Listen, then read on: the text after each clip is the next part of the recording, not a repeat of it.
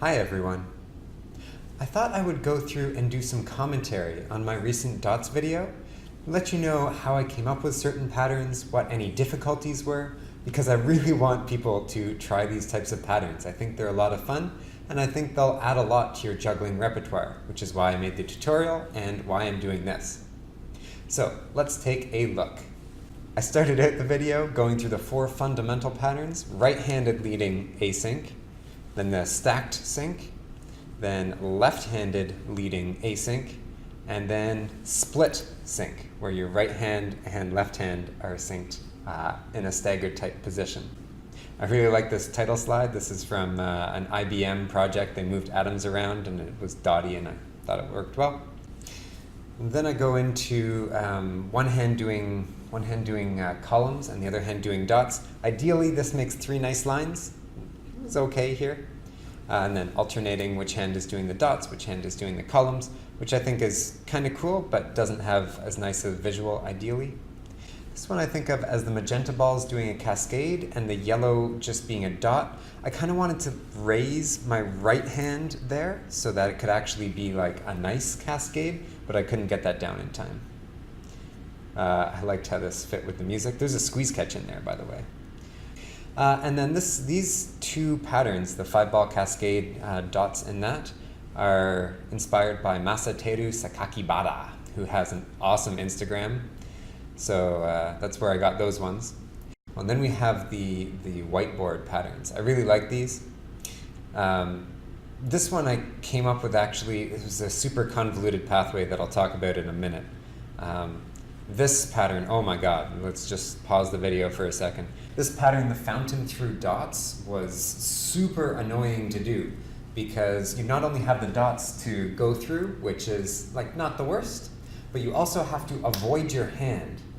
And when you throw the balls this way, when you throw the balls in a reverse fountain type of direction, it's a little bit finicky, but not horrible, because the way the timing works out, you drop your hand just as a ball is going through, so you get your hand underneath the ball.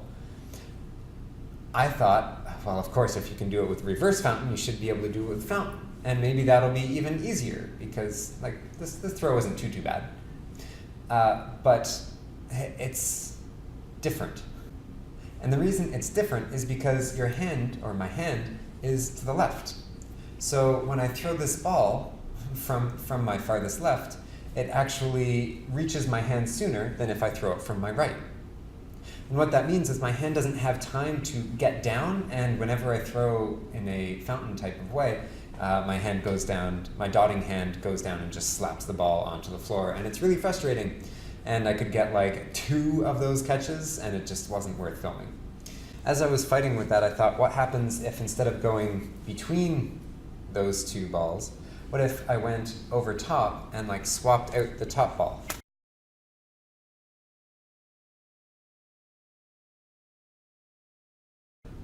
And I tried doing that with 4 balls and getting like a consistent drop off, and it was surprisingly difficult, and I fought with it for a little while. And then I realized that I was actually doing a harder version of an easier trick.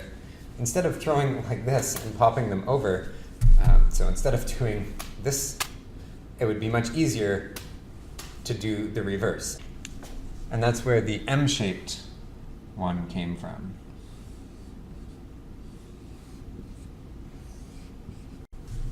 And this one was tricky in the sense that it was pretty compact and it was very collision prone, but the peaks lined up really nicely, so it was really worth putting some time into, and I did have to put some time into that one. It was a little nasty. I found this other one as kind of a prereq to that, where you, instead of throwing this ball nice and slow, you throw it up as like a reverse slam, and that one was 100 times more easy. After practicing this just a little bit, the easier version I could do in like a minute or so. So yeah, I would definitely practice the earlier one first. Oh, and then these last 2 patterns of this section with kind of the low music, the only reason that they're there is to say like, hey, look, we can do this with actually 1 more ball, which like that one, the reverse slam, it's kind of like a shower. And this one, I guess, is also like a shower, but a little bit different. This next pattern took me a long time to kind of figure out, and I think it's a useful pattern to think about when you are making dots patterns. The basis of this was a 6x4 2x. Yeah, that's the one. And I wanted to be able to put in a dot somewhere. And I found that the 6x really had to be quite a lot higher, and it kept becoming asynchronous when I did this. And I think the reason for that is because since dots go twice as fast, they're essentially like putting an exclamation point on the end of a site swap, which if you don't know about exclamation points on site swaps, don't worry, I don't really know enough about them. The idea behind exclamation points on site swaps is that it shifts from an async, like left, right, to asynchronous with both at the same time. And the reason for that is because when you do dots, you're going at twice the rate of throwing as your other hand, and that allows them to just shift over a little bit. I think there's something useful in that property of dots. I haven't quite figured it out yet, and maybe when I do, I'll be able to put out a more interesting video.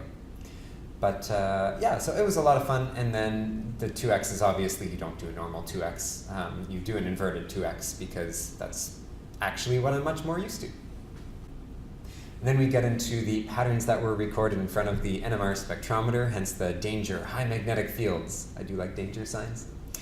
And the idea here was riffing off of a pattern that I actually came up with last year, that kind of like steering wheel pattern that I showed with 5 balls first, and turning it into more of a family with 6 balls and then 7-ball version that I can't do at all. And the idea here is that bottom ball is very much like a dot. In fact, it stays in its position. It's a magic ball site swap. And I thought that looked pretty cool. Most of the reason I showed this family of 3 patterns was just because I thought the 6-ball version was very cool. The 5-ball version was there to add a little bit of context and show the generalization. And the 7-ball version was to encourage someone else to do that because I do not want to fight with that pattern. It's mean and I don't like it enough to put too much work into it. And then we get to what's probably tied for my favorite part of this video, the 5-ball site swaps that have dots in them. So the 6x4 version actually took me forever to learn because I didn't realize that I needed to do a setup throw before doing the dots, which site swap isn't great for modeling dots patterns, so it wasn't as straightforward to me as juggling normally is. In theory, I could have done it with a bunch of 2s, but that's not really how I liked thinking about these dots patterns, but maybe I should have. I like how all the peaks line up ideally. I don't think my execution was great here. I wish I could have done it a little cleaner to show the peak synchronicity a little bit better. The 6x4 pattern was still tied for my favorite pattern in the video with this guy, the bouncing conveyor belt type pattern. Then we got into 3 7-4-4 variations. The 7-4-4 variations were nice. I didn't actually do this in a smart order at all. I tried to do the full version, so the one that comes last in this video, and I really banged my head against that, and I got up to 6 of the 7 throws. So that's whatever that is. That's 30 catches of it, rather than the 20 catches that I show here. But the 20 catches in this video were way cleaner than anything else I had. And for some reason I didn't think to break it down until really late in my dots development stuff, probably a week before I started recording, was when I figured out these other 2 patterns. The half version, where you throw the 7, you dot the 4s on your other hand, but you don't dot the 4s on the hand that you threw the 7 with. And the second pattern that I show here, which is like a juggler's tennis type of thing, you got the magic blue ball, you throw that really high, you dot your 4s, and then you catch it and throw it again. And that allows for some setup throws, and it's aesthetically an okay pattern. And so yeah, I thought it was fine. So last I want to end off with just some general tips and ideas that I learned from doing these. The first one is that when you do a high throw and you need to turn that high throw into a dot, it's normally best to actually do that as a reverse throw, not a neutral throw, with the idea being you want it to land kind of in line with your shoulder, not a little bit outside like you normally would with a cascade throw or even a fountain throw.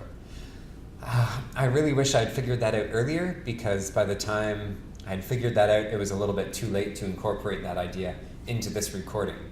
So definitely try it with reverse throws. I think it will be a lot easier and a lot more aesthetically pleasing, because it keeps the dots more in line rather than having to reach out for the dots. And I think that was a problem with this video. The second thing is think really carefully about the dot pattern that you like. Somehow you dig up this pattern and you go, oh man, this is such a great pattern. Maybe think about how to break it down a lot better than I did. So many of these patterns, I had a finished product in mind and I kept practicing for that finished product, and I didn't realize that there were lots of steps in between that I really should have done, because A, it would have made the learning process easier, and B, some of the patterns were really good in their own right. They weren't just like stepping stones, they were actually useful patterns and very interesting patterns. So look for those stepping stones. And finally, if you come out with any kind of dots type patterns, like please post them. I think that the world needs some more of these, and I would love to see them. So thanks so much for watching this. I hope that maybe you got something out of it, and maybe it will encourage you to practice dots yourself. And I hope to see what you come up with in the future. Thanks, everyone. And I think dots are a good way to do that because they don't take up an entire beat in site swap. If you, how can I say this without the internet getting angry at me?